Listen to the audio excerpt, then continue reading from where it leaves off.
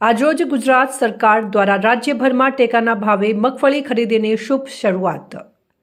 સરકાર દ્વારા ટેકાના ભાવે મગફળી ખરીદીની રાજ્યભરમાં શુભ શરૂઆત થઈ।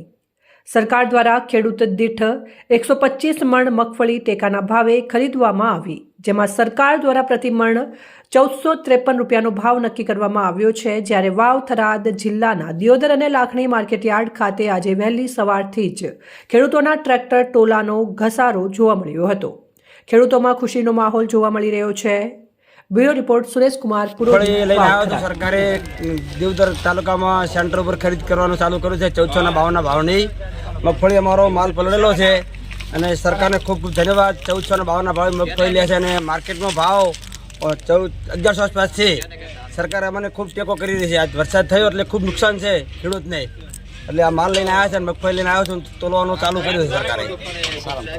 રાજ્ય સરકારે ટેકાના ભાવે મગફળી લેવાનું ખેડૂતોને એક બેઠા કરવા માટે રાજ્ય સરકારે મગફળી લેવાનું ટેકાના ભાવે નક્કી કરવામાં આવેલ છે, જેની એજન્સી ગુજકોમાસોલ દ્વારા અમારા વાવથરા જિલ્લાના દિયોદર મુકામે સેન્ટર નંબર 3 ખાતે અમને પણ ખરીદી આપવામાં આવેલી છે, જે 1452 રૂપિયાના ભાવે 20 કિલોના મગફળી લેવાનું રાજ્ય સરકારે નક્કી કર્યું છે। એ માર્કેટ યાર્ડની અંદર અમે જોવા જઈએ તો 900 થી 1100 રૂપિયાના ભાવ છે, જેથી ખેડૂતોને ખૂબ મોટું નુકસાન પડે છે। એટલે રાજ્ય સરકારે બહુ મોટો ઐતિહાસિક નિર્ણય કરી અને રાજ્ય સરકારે આ 1452 રૂપિયાના ભાવે મગફળી લેવાનું નક્કી કર્યું।